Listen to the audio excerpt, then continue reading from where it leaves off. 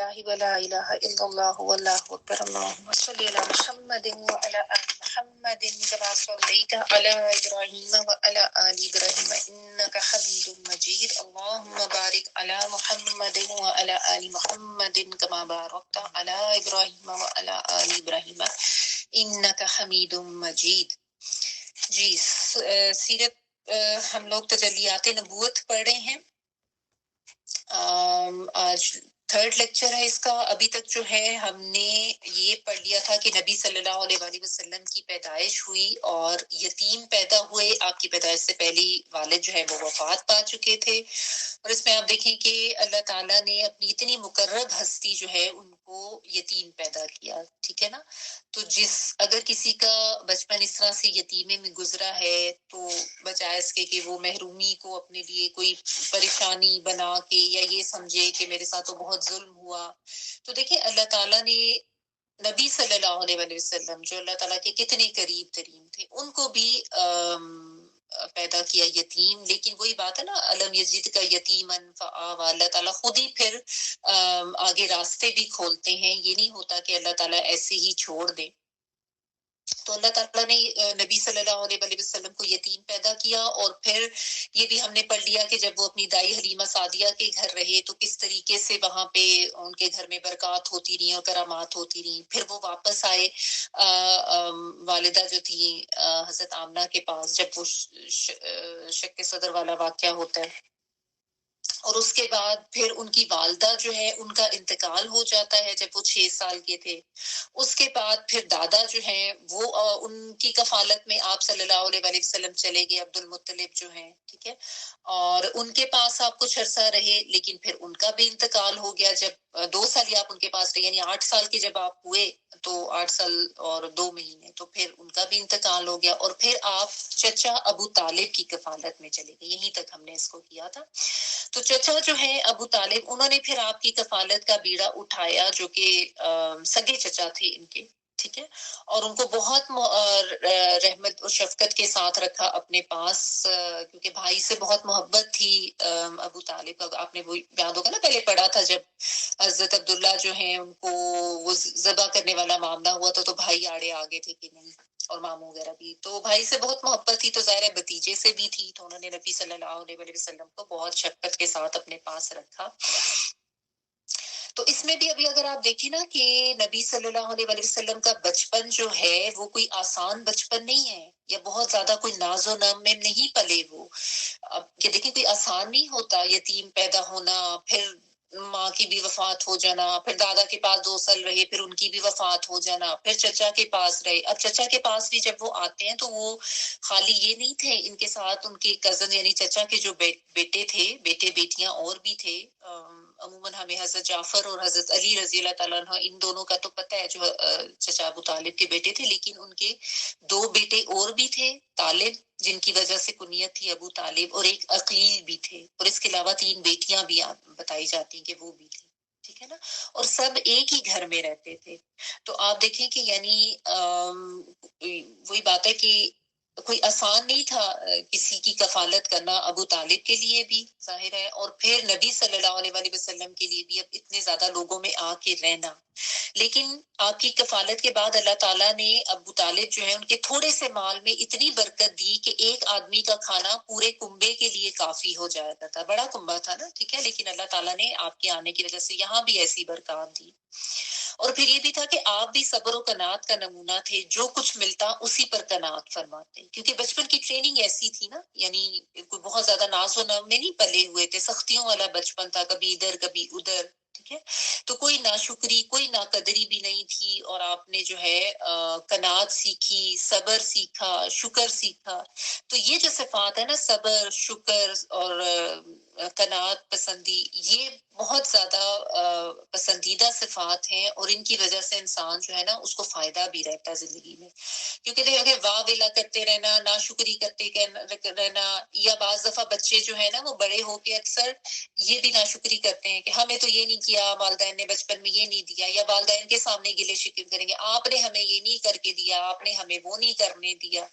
तो उनको भी समझाने की जरूरत है कि अपने नबी का देखें बचपन कैसा गुजरा है, لیکن پھر بھی کیسی نفیس اور کیسی فائن پرسنالٹی جو ہے وہ ان کی بنی، اور کیسی شکر گزاری تھی، کیسا صبر تھا ان میں، کیونکہ ظاہر ہے آپ صلی اللہ علیہ وسلم نے کام بھی ایسا کرنا تھا آگے جا کے، تو ایک طرح سے ان کی ٹریننگ بھی ہو رہی. اگلی ہیڈنگ ہے ملک شام کا سفر اور بحیرہ راہب سے ملاقات. جب آپ صلی اللہ علیہ وآلہ وسلم کی عمر 12 برس کی ہوئی، بعض روایات میں آتا ہے کہ 12 برس 2 مہینے کی ہوئی، تو ابو طالب نے تجارت کے لیے ملک شام جانے کا قصد کیا. یہ بھی واقعہ آپ سب نے پڑھا ہوگا، اسلامیات کی بک میں یاد ہوگا کہ ملک شام جانے کا انہوں نے ارادہ کیا، تو آپ کو ان کی جدائی بہت گران گزری، یعنی آپ صلی اللہ علیہ وسلم ان سے اٹیچ ہو گئے تھے، تو ان کو اداسی ہوئی کہ یہ جا رہے ہیں. تو اس سے ابو طالب بھی متاثر ہوئے اور انہوں نے نبی صلی اللہ علیہ وآلہ وسلم کو اپنے ساتھ ہی سفر پر لے لیا. جب قافلے نے ملک شام کی حدود میں پہنچ کر بصرہ کے شہر کے قریب پڑاؤ ڈالا، تو بحیرہ نامی عیسائیوں کا ایک بڑا راہب، عیسائیوں کا راہب یعنی ان کے جو پریسٹ وغیرہ ہوتے ہیں نا، بحیرہ نام تھا اس کا، وہ اپنے گرجے سے نکل کر، یعنی اپنے چرچ سے وہ نکلا، ان کے پاس آیا اور قافلے کے درمیان سے گزرتا ہوا نبی صلی اللہ علیہ وآلہ وسلم کے پاس پہنچا اور آپ کا ہاتھ پکڑ کر کہنے لگا، یہ دنیا کے سردار ہیں، پروردگار عالم کے رسول ہیں، اللہ انہیں رحمت عالم بنا کر بھیجے گا. تو لوگوں کو حیرت ہوئی، انہوں نے کہا کہ تمہیں یہ بات کیسے معلوم ہوئی؟ تو اس نے کہا کہ تم لوگ جب گھاٹی سے ادھر ظاہر ہوئے، یعنی تم ایسے جب ادھر کے وہاں سے آ رہے تھے نیچے، تو کوئی پتھر یا درخت ایسا نہ بچا جو سجدے کے لیے نہ جھک گیا ہو، اور یہ دونوں چیزیں نبی کے علاوہ کسی اور کو سجدہ نہیں کرتی. یعنی اس نے آبزرو کیا ان لوگوں کو آتے ہوئے دیکھ کے کہ جب یہ لوگ آ رہے تھے تو پتھر اور درخت جو ہیں جہاں جہاں سے نبی صلی اللہ علیہ وآلہ وسلم گزرتے تھے نا، وہاں پہ وہ ایسے جھک جاتے تھے. پھر میں انہیں مہر نبوت سے بھی پہچانتا ہوں، جو کندھے کے نیچے نرم ہڈی کے پاس سیب کی طرح ہے، اور ہم انہیں اپنی کتابوں میں بھی پاتے ہیں. یعنی ان کی کتابوں میں اتنی واضح نشانیاں تھیں، اتنا کچھ لکھا ہوا تھا، بتایا ہوا تھا ان کو کہ جب وہ نبی ہو گئے. بلکہ یہ بھی آتا روایات میں کہ اس سفر کا بھی ذکر تھا کہ اس ایج میں، یعنی یہ جو چھوٹی سی ایج تھی ان کی 12 سال کی، اس میں بھی وہ سفر کریں گے، اس تک کا ذکر ملتا ہے. ٹھیک ہے. کچھ روایات میں یہ بھی آتا ہے کہ جب سب لوگ جا کے درخت کے نیچے بیٹھے تو نبی صلی اللہ علیہ وآلہ وسلم بھی جا کے درخت کے نیچے سائے میں بیٹھے. ظاہر گرمیوں کا موسم ہوتا تھا نا، وہاں پہ دھوپ وغیرہ ہوتی تھی صحرا میں. تو جب آپ صلی اللہ علیہ وآلہ وسلم جس درخت کے نیچے جا کے بھیجے تو وہ بیٹھے، تو وہ درخت بھی تھوڑا سا جھک گیا تھا. یعنی اس سفر کے دوران بھی کرامات جو ہیں وہ ظاہر ہو رہی تھی. یعنی آپ صلی اللہ علیہ وآلہ وسلم کی شخصیت ظاہر ہے خاص تھی، عام تو نہیں تھی. تو آپ کے ساتھ جہاں جہاں آپ جاتے تھے یہ خاص قسم کے کچھ واقعات اور کچھ کرامات ہوتی تھی. اب اس میں آپ لوگ یہ نا حیران ہو کہ ایسا کیسے ہو سکتا ہے، ویسے کیسا ہو سکتا ہے. دیکھیے اللہ تعالیٰ کی قدرت ہے، اللہ تعالیٰ نے دکھانا تھا، بتانا تھا. اور ایک ظاہر ہے آپ صلی اللہ علیہ وآلہ وسلم کی ہستی ایسی خاص تھی، شخصیت کی، اس کی وجہ سے یہ برکات ہوئی. تو اتنے یعنی واضح طرح سے اس نے پہچان لیا تھا. وہ جو ہم پڑھتے ہیں نا، یعرفونہ کما یعرفون ابناءہم، کہ وہ تو ایسے ان کو پہچانتے تھے نبی صلی اللہ علیہ وسلم کو جیسے اپنے بیٹوں کو پہچانتے ہیں. آپ سوچیں اس نے دور سے دیکھا ہے نشانی اور اس کو ایک دم سمجھ آ گئی یہ تو وہی چیزیں جو ہمیں بتائی گئی ہیں. تو یہی ہے وہ خاص ہستی، اور اس نے آ کے پھر بتایا بھی. پھر اس نے قافلے کی ضیافت کی، یعنی اس نے باقاعدہ ان کی دعوت وغیرہ کی، کھانا وغیرہ کھلایا. لیکن ابو طالب سے کہا کہ ان کو واپس لے کر چلے جاؤ، ملک شام نہ لے کے جاؤ، کیونکہ یہود اور رومیوں سے خطرہ ہے ان کی جان کو. تو اس پر ابو طالب نے جو ہے وہ آپ صلی اللہ علیہ وسلم کو مکہ واپس بھیج دیا تھا. ٹھیک ہے. تو اس کو یہ بھی آئیڈیا ہو گیا تھا کہ اس کے لیے یہود جو ہیں وہ اور رومی وغیرہ وہ خطرہ بن سکتے ہیں. تو اس خطرے کے پیش نظر اس نے وارن کیا، اور حضرت ابو طالب جو تھے انہوں نے واپس مکہ بھیج دیا. آگے دیکھیے ایک ہیڈنگ ہے جنگ فجار. جب آپ کی عمر 20 برس کی ہوئی تو ذیقعدہ کے مہینے میں اوقاز کے بازار میں ایک لڑائی پیش آئی، جس میں ایک طرف قریش اور کنانا کے قبائل تھے. آپ کو پتہ ہے قبائل تھے آپس میں لڑتے رہتے تھے. تو جو قریش ہے ان کی قیادت اس کا ابو سفیان کر رہے تھے. تو یہ دو قبائل ایک طرف تھے قریش اور کنانا کے قبائل، اور دوسری طرف قیس اور غیلان کے قبائل تھے. ٹھیک ہے. دونوں میں گھمسان کا رن پڑا، یعنی بے تحاشا شدید قسم کی جنگ ہوئی، اور فریقین کے کئی آدمی قتل ہو گئے، جو کھیت رہے لکھا نا، اس کا مطلب ہے کہ قتل ہو گئے تھے.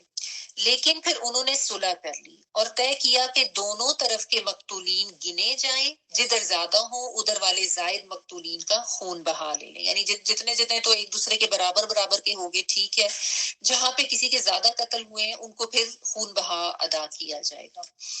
اس کے بعد جنگ ختم ہوئی اور باہمی شر اور عداوت کو مٹا دیا گیا. یہی ان کا ایک یعنی ایک ماحول یہی تھا وہاں پہ کہ لڑائیاں ہو جاتی تھیں، کئی کئی سال قبائل جو ہے وہ لڑتے رہتے تھے، پھر صلح بھی ہو جاتی تھی، بعض کی لڑائیاں بہت لمبی چلتی تھی. تو اس جنگ میں آپ بھی شامل تھے اور آپ اپنے چچاؤں کو تیر تھمایا کرتے تھے. بس اتنی ہی شرکت آپ کی اس میں تھی. ظاہر ابھی چھوٹے تھے، یعنی خود سے نہیں لڑے تھے لیکن تیر پکڑاتے تھے. اس کا نام جنگ فجار اس لیے پڑا، فاجر سے ہے نا، فاجر و فاسق ہوتا ہے نا، گناہگار کے لیے آتا ہے، کیونکہ اس میں حرام مہینے کی حرمت پامال کی گئی تھی. حرام مہینے کون کون سے ہیں؟ محرم، رجب، ذیقعد اور ذی الحج. یہ 4 حرمت کے مہینے اس وقت بھی عرب میں تھے، دور جاہلیت میں بھی ان کو پتا تھا کہ یہ ان مہینوں میں لڑائی وغیرہ کرنا جو ہے وہ ہمارے لیے جائز نہیں ہے. تو فجار نام کے واقعات 4 بار پیش آئے. ہر سال ایک واقعہ پیش آتا رہا، یعنی اس طرح کی لڑائی جو ہے تقریباً 4 سال چلی. یہ والا جو واقعہ جس میں جو ابھی بتایا گیا یہ آخری تھا. اس سے پہلے کے 3 واقعات میں ہلکے پھلکے جھگڑے پیش آتے رہے، لیکن یہ جو تھا اس میں پھر قتل وغیرہ بھی ہوئے تھے. لڑائی صرف اسی چوتھے واقعہ میں پیش ہے، یعنی پراپر جنگ جو ہے نا، ورنہ ہلکے پھلکے جھڑپیں وغیرہ ہو رہی تھی. اور یہ ساری جو ان کی انہوں نے جو نیچے بتایا بھی کہ سیرت ابن ہشام سے ریفرنسز ساتھ ساتھ دیے ہوئے ہیں، اگر آپ نے دیکھا ہو کہ کہاں سے پتہ چلتا ہے. بہرحال یہ جو واقعات بیان کیے جاتے ہیں نا سیرت میں، کہ یہ صرف اس لیے بیان کیے جاتے ہیں کہ ہم لوگوں کو یہ پتہ چلے کہ کس طرح کا ماحول تھا جس میں نبی صلی اللہ علیہ وآلہ وسلم جو ہے ان کی پرورش ہوئی. کہ ماحول ظاہر شخصیت پر اثر انداز تو ہوتا ہے نا. اور اب ماحول تو اس طرح کا تھا، یعنی لڑائی جھگڑے اور قبائل آپس میں لڑ رہی ہیں، لیکن آپ صلی اللہ علیہ وسلم خیر پر تھے. تو آپ صلی اللہ علیہ وسلم نے ماحول کے کوئی اس طریقے کے منفی اثرات نہیں لیے. آپ یعنی خیر پر تھے، مثبت اثرات لیے. اور یہ جیسا ہوتا ہے نا کہ انسان کہتا ہے کہ بھئی ہمیں ماحول ایسا ملا، ہمارے اس کے اوپر اثرات اس طرح کے پڑے تھے.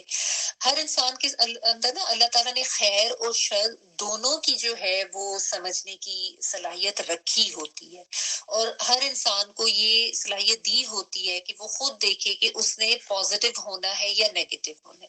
یہ بھی ٹھیک ہے کہ نبی صلی اللہ علیہ وآلہ وسلم ظاہر ہے اللہ تعالیٰ کے نبی تھے، اور انبیاء جو ہے اللہ تعالیٰ کی خاص حفاظت میں بھی ہوتے ہیں.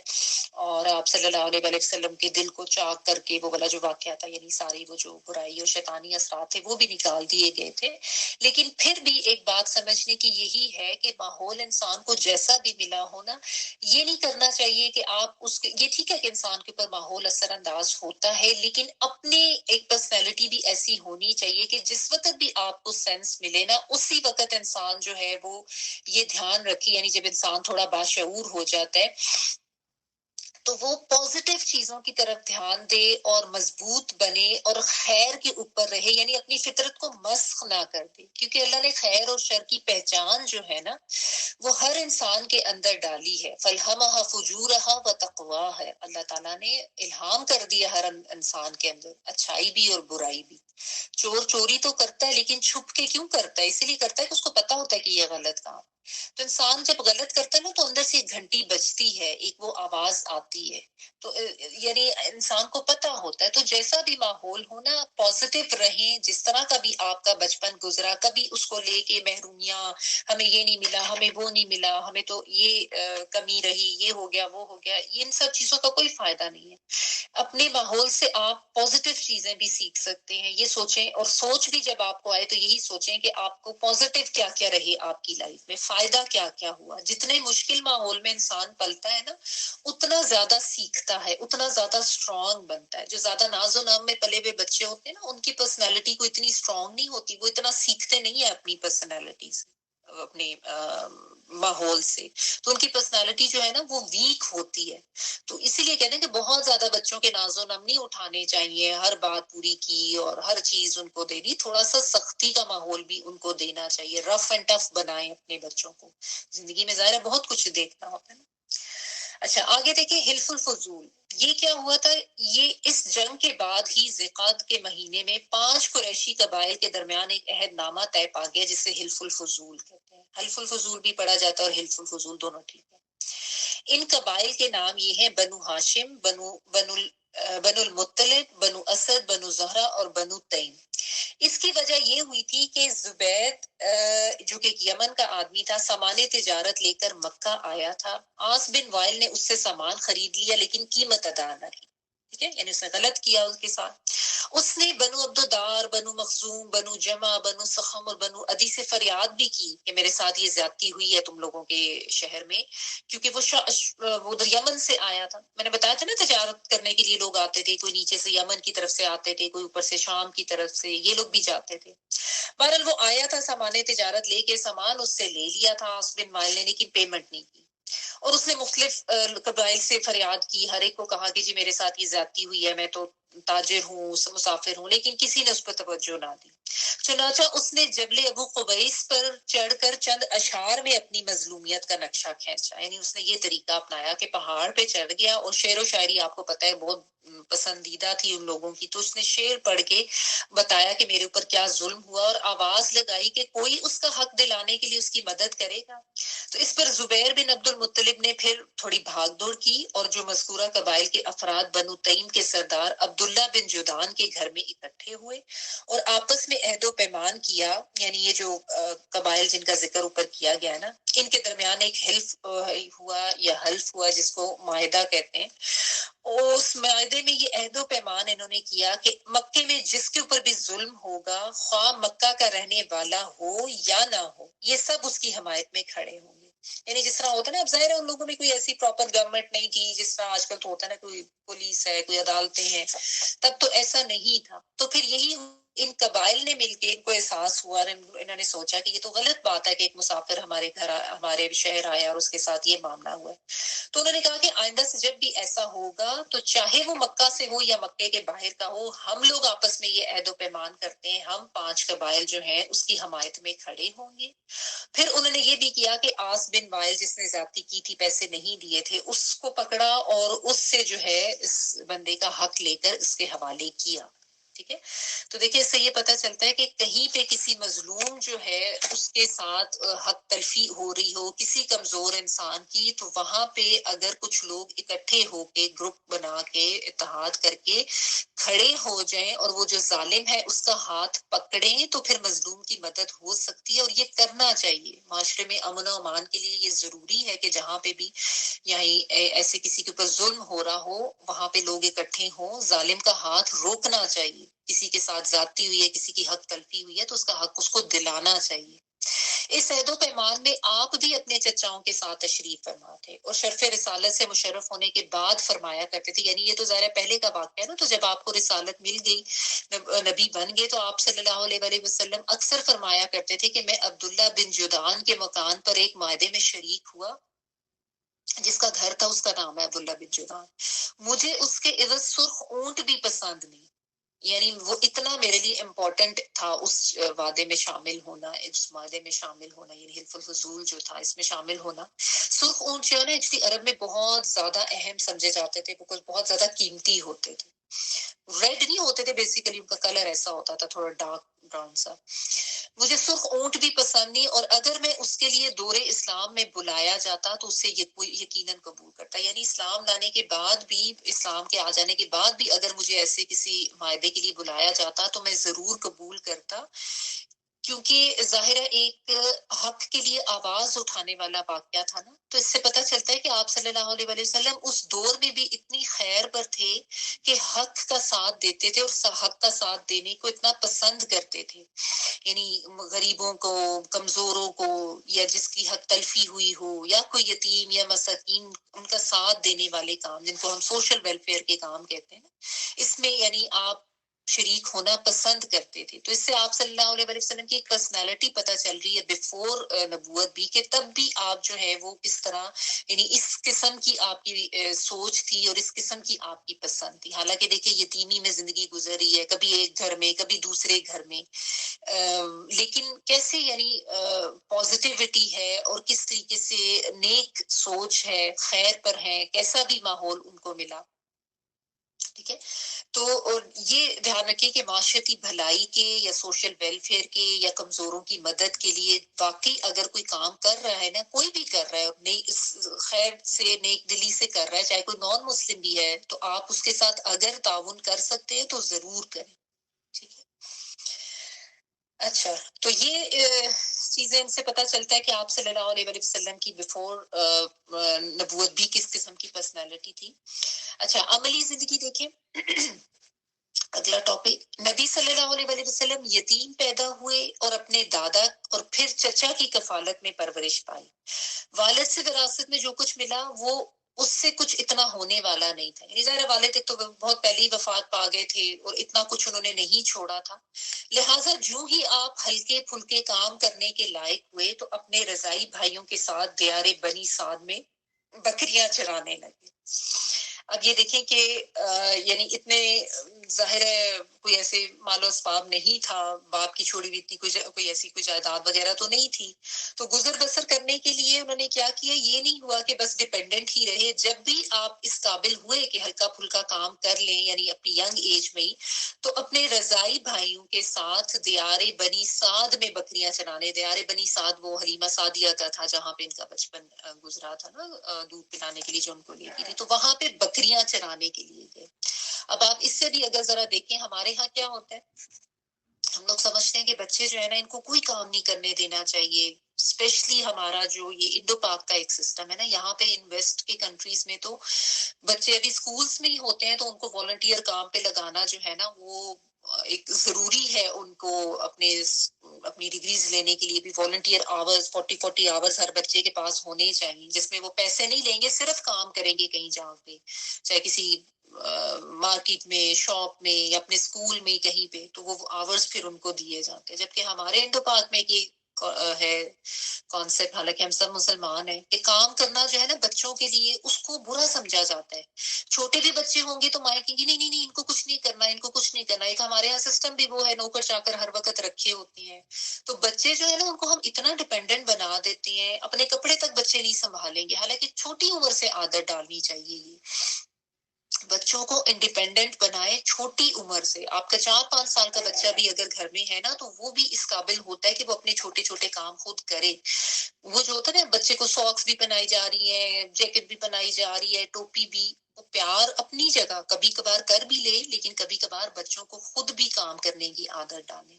اور اسی طرح جب بچے اور بڑے ہوں, جو ہمارے یہاں ایک یہ طریقہ ہے نا کہ بچے لٹوارا ہو کے یا تو باپ کے پیسے پہ گاڑیاں لے کے نکل گئے, باپ کی پیسہ ضائع کر رہے ہیں, آوارہ گردیاں کر رہے ہیں, یا پھر وہ جو گروپس بنا بنا کے ٹولیاں بازاروں میں کھڑے ہوتے ہیں اور آوازیں کس رہے ہوتے ہیں.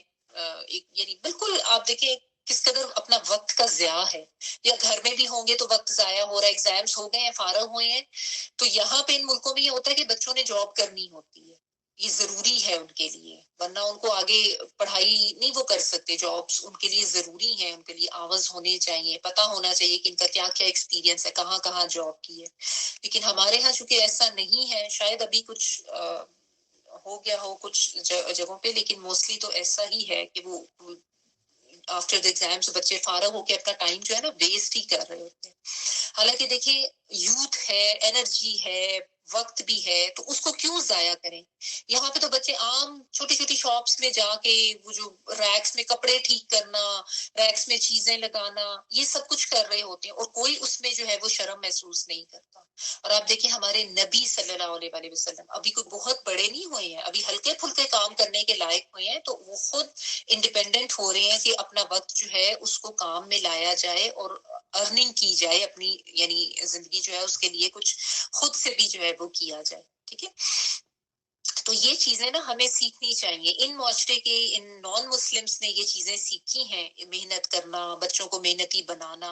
آپ دیکھیں گے یہاں پہ چھوٹے چھوٹے بچوں کو نا باپ نے یا ماں نے ساتھ لگایا ہوگا لان میں, اور وہ پتے اکٹھے کر رہے ہیں, باپ کے ساتھ سنو صاف کر رہے ہیں, باہر گارڈننگ کر رہے ہیں. تو یہ چیزیں بچوں کی پرسنالٹی میں بہت بہت اہم کردار ادا کرتی ہیں, اگر آپ ان کو چھوٹے چھوٹے کاموں کا شروع سے جو ہے وہ عادی بنائیں. اور ہر کام کر کر کے دیں گے, ہر بچے کے ساتھ میل آپ نے رکھی ہوئی ہے جس کے ہر کام کر رہی ہے, تو وہ بچہ جو ہے نا اس کی پرسنالٹی اتنی اسٹرانگ نہیں ہوتی. پھر اچھا آگے دیکھیں, پھر جب مکہ آئے تو وہاں بھی چند کے رات کے عوض اہل مکہ کی بکریاں چرائیں. مکہ آ کے بھی انہوں نے یہی کام کیا کہ رات 1 دینار کا 20واں یا 24واں حصہ ہوتا ہے, جس کی قیمت اس زمانے میں بمشکل 80-90 روپے ہو سکتی, یعنی بہت تھوڑے عوض. یہ بھی نہیں کہ ضروری کہ بہت ہی اچھی تنخواہی ہوگی تو ہی ہمیں کام کرنا چاہیے. کام کرنے میں آر نہ خود محسوس کریں اور نہ بچوں کو آپ آر دلائیں. ہر کام جو ہے نا اس کی رسپیکٹ ہونی چاہیے.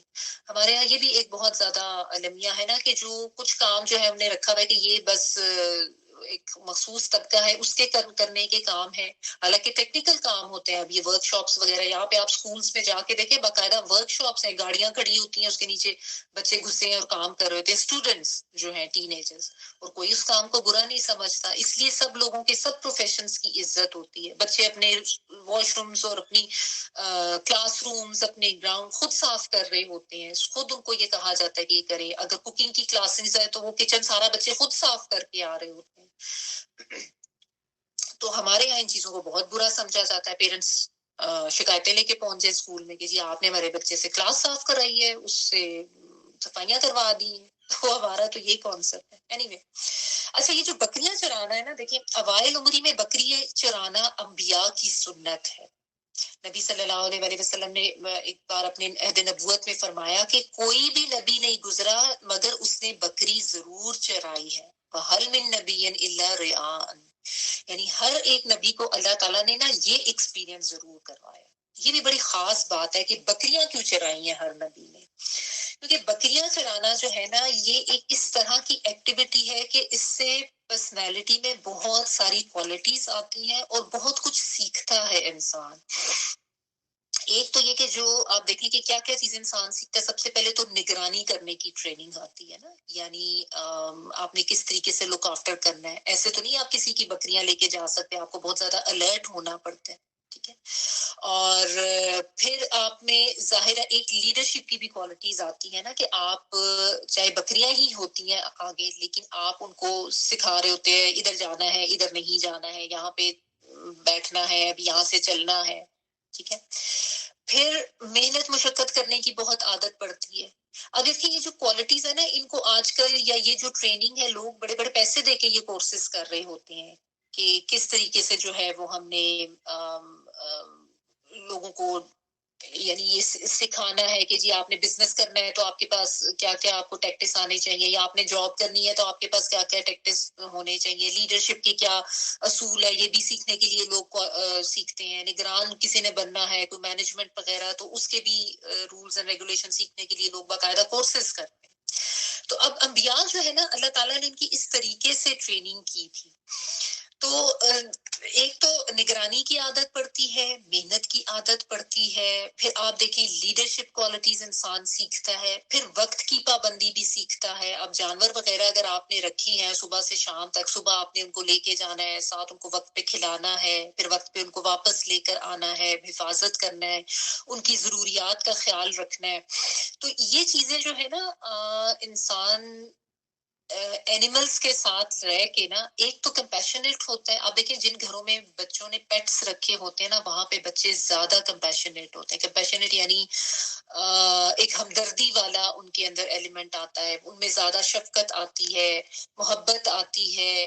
جبکہ جن گھروں میں پیٹس نہیں ہوتے وہاں کے بچے جو ہے نا, ان میں احساس ذمہ داری بھی نہیں ہوتا, اور وہ اس طرح سے کمپیشنیٹ نہیں ہوتے. کیونکہ جب پیٹ ہوتا ہے نا تو بچوں کو پتا ہوتا ہے اس کو اس ٹائم پہ اٹھنا ہے, کھانا دینا ہے. وہ پیٹس تو صبح صبح پہنچ جاتے ہیں آپ کے لیے کہ ہمیں کھانا دو, چاہے آپ سو رہے ہیں یا جو بھی ہیں. تو بچوں کو ایک تو یہ جیسا آپ کہہ لیں کہ ارلی اٹھنے کی عادت, وقت کی پابندی, پھر پیار کرنا, خیال کرنا, اور ہمدردی رکھنا اینیملز کے لیے. پھر پیشنس آتی ہے، صبر و تحمل. اب یہ جو بکریاں چرانا ہے یہ بہت زیادہ پیشنس والا کام ہے، عام کام نہیں، عام بندہ نہیں کر سکتا. کوئی ادھر جا رہی ہے کوئی ادھر جا رہی ہے، ان کو پکڑ کے پھر سارا سارا دن ان کے ساتھ پھرنا، ٹھیک ہے نا. تو یہ جو چیزیں انسان کی شخصیت کو نکھارتی ہیں، انسان کی پرسنالٹی کو بناتی ہیں، کیسے لک آفٹر کرنا ہے، کیسے ان کا خیال کرنا ہے.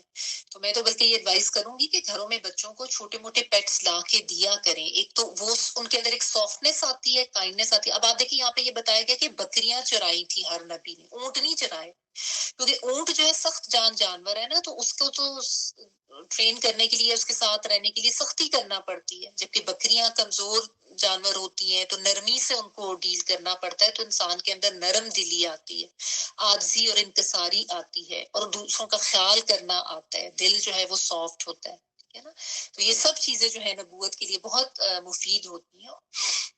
اور پھر ایک یہ بھی ہوتا ہے کہ نیچر کے چونکہ قریب رہتے ہیں نا انبیاء، جو بھی یعنی جو بکریاں چراتے ہیں، تو بکریاں چرانا انسان کو نیچر کے قریب رکھتا ہے. تو جب آپ نیچر کے قریب ہوتے ہیں نا، فطرت کے، تو اللہ کی یاد بھی آپ کو زیادہ آتی ہے، اور آپ فطرت اور نیچر پہ اور کائنات پہ غور و فکر زیادہ کرتے ہیں. آپ کو ایک سوچ کا بھی موقع ملتا ہے، غور و فکر کا بھی موقع ملتا ہے، ٹھیک ہے. تو یہ وجہ تھی جو نبی صلی اللہ علیہ وسلم نے کہا نا کہ کوئی بھی نبی نہیں گزرا مگر اس نے بکریاں ضرور چرائی. یہ صحیح بخاری کی حدیث ہے جو میں نے آپ کو بتائی ہے نا، وَهَلْ مِن نَبِيٍّ إِلَّا رِعَانٍ. ریان جو ہے وہ را عین الف اور حمزہ چرواہے کے لیے آتا ہے. تو یہ پڑھنے کا مقصد صرف یہ ہے، یا یہ ان پوائنٹس کو ذکر کرنے کا، کیونکہ میں نے آپ کو کہا تھا کہ ہم ہر چیز سے اپنے لیے سبق نکالیں گے. نبی صلی اللہ علیہ وسلم کی زندگی چاہے نبوت سے پہلے تھی یا نبوت کی بعد کی تھی، اس میں ہمارے لیے بہت سے لیسنز ہیں، ٹھیک ہے. تو آپ کے گھر میں اگر بچے ہیں تو ان کے لیے سیکھیں کہ آپ کو ان کی ٹریننگ کس طریقے سے کرنی ہے.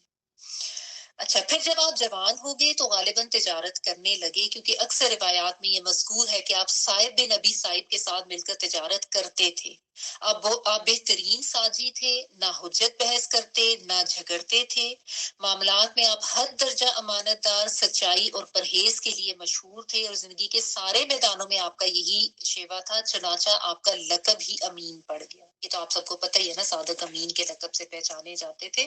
اور کئی واقعات آپ کی صداقت کس طریقے سے ملتے ہیں، اور یہ لوگ خود گواہی دیتے کہ آپ صلی اللہ علیہ وسلم جو ہیں وہ بہت زیادہ صادق اور امین تھے. اور پھر آپ صلی اللہ علیہ وسلم کی زندگی میں حضرت خدیجہ کی انٹری ہوتی ہے. یہ بس ہم تھوڑا سا بھی دیکھ لیتے ہیں، باقی انشاءاللہ نیکسٹ ویک دیکھیں گے کہ آپ کی یہی شہرت سن کے حضرت خدیجہ نے آپ کو تجارت کے لیے اپنے مال کی پیشکش کی. وہ شرف و مال دونوں لحاظ سے قریش کی سب سے معزز خاتون تھی، یعنی مالدار بھی تھی اور بہت معزز، بہت لوگ ان کی عزت کرتے تھے، قدر تھی ان کی. وہ لوگوں کو کچھ اجرت پر اپنا مال تجارت کے لیے دیا کرتی تھی. انہوں نے پیشکش کے ساتھ یہ بھی عرض کیا کہ وہ آپ کو بہت اچھی اجرت دیں گی. تو آپ نے ان کے غلام میسرہ کے ساتھ ملک شام کا سفر کیا، وہاں خرید و فروخت کی، اور آپ کو خوب نفع ہوا اور اتنی برکت ہوئی کہ پہلے کبھی نہ ہوئی تھی. پھر جب مکہ واپس آئے اور امانت ادا کر دی، یعنی جو بھی تجارت کا سامان وہاں پہ فروخت کر کے آئے تھے وہ حضرت خدیجہ کو انہوں نے دے دی. اب اس کے بعد حضرت خدیجہ جو ہے انہوں نے، ان کو کیا سوچ آئی یا ان کو کیا کیا کچھ بتایا ان کے غلام نے، یہ انشاءاللہ تعالی ہم نیکسٹ ویک سے آنورڈز کنٹینیو کریں گے. ٹائم ہو گیا ہے. وآخر دعوانا الحمدللہ رب العالمین. سبحانک اللہم و بحمدک، نشہد ان لا الہ الا انت، نستغفرک و نتوب الیک. بارک اللہ لی و لکم فی القرآن العظیم ونفعني وإياكم بالآيات وذكر الحكيم. سبحان ربك رب العزة عما يصفون وسلام على المرسلين والحمد لله رب العالمين. دعا کر لیجیے.